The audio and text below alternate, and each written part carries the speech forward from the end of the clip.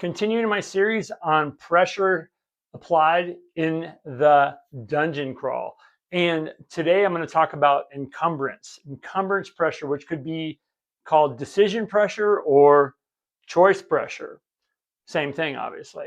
So I'm going to talk about that today. We're going to kind of clear up some things and give you guys, Dungeon Masters, some tips on how to use this in your game. All right, I think that a lot of DMs ignore this, and I think that they quietly ignore this, and a lot of players don't like even thinking about it, right? And that's encumbrance, right? There are in AD&D there are many rules, pages, and charts on encumbrance, and it could get a little tedious, but I'm going to kind of break it down a little easier, I think. Because I think when the moment that this word comes up, people usually react in the same way. They say things like, encumbrance is bookkeeping. It slows down the game. It's not fun. But here's the truth: encumbrance is not about bookkeeping, right? Encumbrance is about survival, and because in a lot of old school dungeon exploration games, the weight you carry affects one thing that matters more than anything else: your movement, right? And when movement slows down, right, things start getting super dangerous very quickly. Okay, so why movement is everything in a dungeon, right? So in early Dungeons and Dragons, right, movement rates determine how quickly the party can travel through the dungeon, right? It also affects how quickly they can retreat, right? I talk about that all the time, retreat. And that's the key, right? If players encounter something they cannot defeat, right, the ability to get out of dodge, get out of that situation quickly might be the only thing keeping them alive, right? But if the group is loaded down with treasure, extra armor, weapons, and gear, their movement's going to drop, right? And suddenly escaping danger becomes even harder, right? Encumbrance isn't just about what you're carrying, right? It's about whether you can survive the next mistake, right? So let's talk about the treasure problem, right? And this is huge, and I've seen it in my games and others and all kinds of things. Like, encumbrance also creates one of the most, I think, interesting challenges in old school play, right? Treasure extraction, right? So finding treasure in a dungeon is super exciting. Like, we all love it, right? Getting it out of the dungeon, right, is another problem entirely, right? And this can be totally skipped over, or you could use this to really kind of get in there with your players, and they have to make decisions because of it, and they have to make choices, and it's a real kind of tension increaser.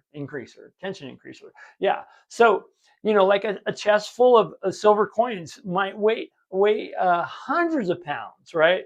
A statue might be worth a fortune, right? But now the party has to decide something important. Do we carry it? Two people are going to have to carry this thing, or do we leave it, right? Or do we come back for it later with a cart, right?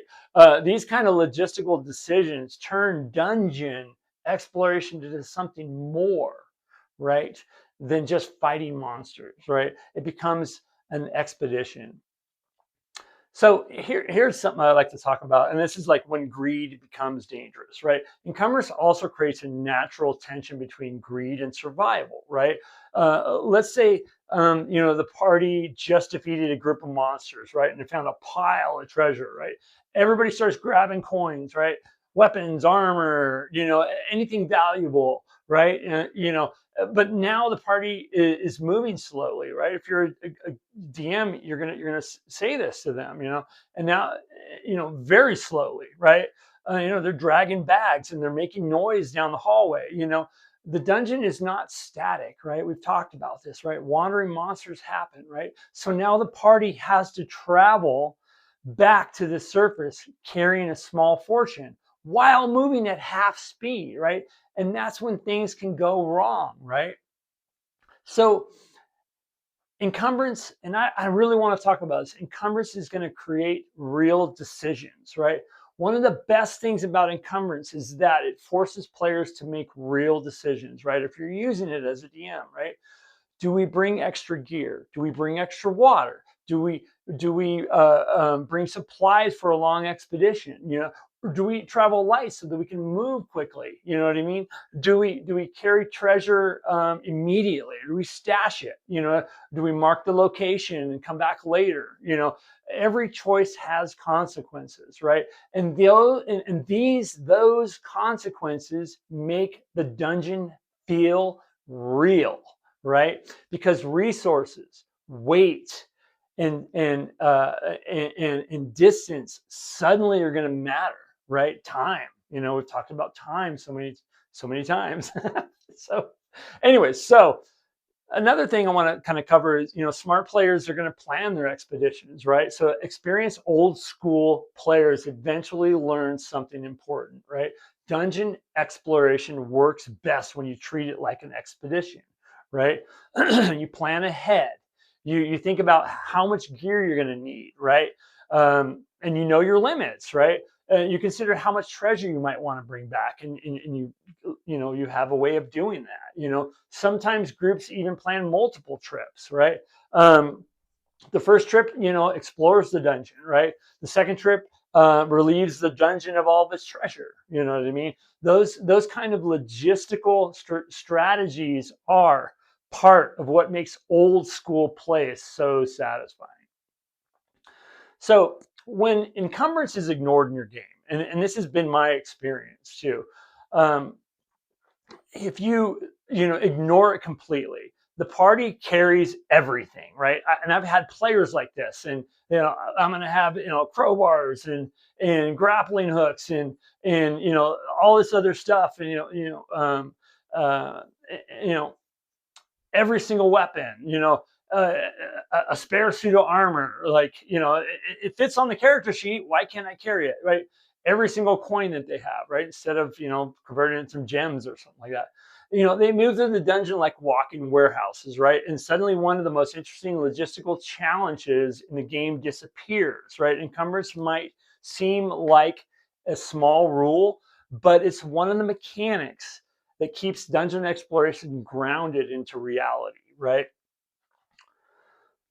So here's kind of in closing here. So I just want to encourage you guys to use encumbrance, and there's ways of doing it where you don't have to go down every single. Have your do rough estimates. There's encumbered and there's lightly encumbered, and you can see in the DMG where it would affect your movement, right? You don't have to get down to the gold piece level, but I like to do that.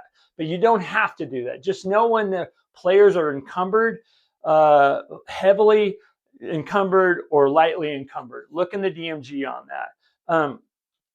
And there is a very specific table and it shows how it affects movement. It'll bring it to half or knocks it down a notch, from being a 12 to a 9 or a 6.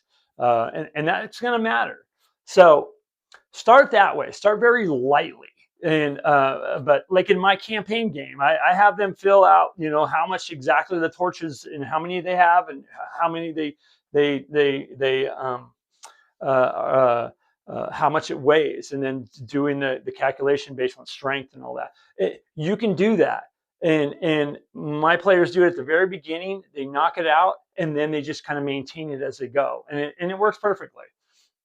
It adds a level of realism that really affects, because I have players that will say, yeah, you know what, I don't want to become heavily encumbered or encumbered. I want to stay light, and so they'll leave stuff behind because of that. So yeah, so the next time that you're running a dungeon, okay, and this is in closing, think about whether encumbrance is actually being used at your table, right? So because it's not there to annoy your players, right? It's there to create meaningful choices, right? Travel light and move fast, or load up with treasure and risk the consequences, right? And sometimes the difference between those two decisions is the difference between escaping the dungeon or becoming another skeleton on the floor. All right, everyone. If you enjoy content like this that I'm doing and are using encumbrance and want to hear about old school games like this and talking about how to be a better dungeon master and pressure in your game, make sure you like, subscribe, and share this video with another DM, um, with anybody that's playing in the gaming community.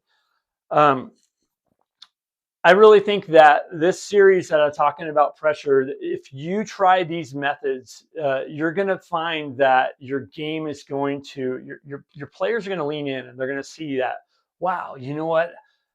It's not all about just what I can fit on my character sheet, or man, maybe I need to stop, look, and listen. You know, like I talked about in the last video about listening at doors. Try using these things in your game and see what the results are. And I want to hear in the comments if you've done this before, or if you are just starting out. So to do that. So yeah, let me know, please, in the comments. And by the way, you guys, thank you so much for all the love and support in this community, in this channel. I am DM Angelo, and this is the DM and Friends. And also, by the way, this is a continued collaborative video with Eric Tenkar from Tenkar's Tavern. We've been doing this every Monday for several weeks now, and it's really been a lot of fun because me and him talk about the videos and also you get two perspectives on in kind of the same subject. So let me know how you guys like that too. Tell me if you guys want me to keep doing this with Eric. I know he's gotten some great feedback, and I have too. So thank you guys.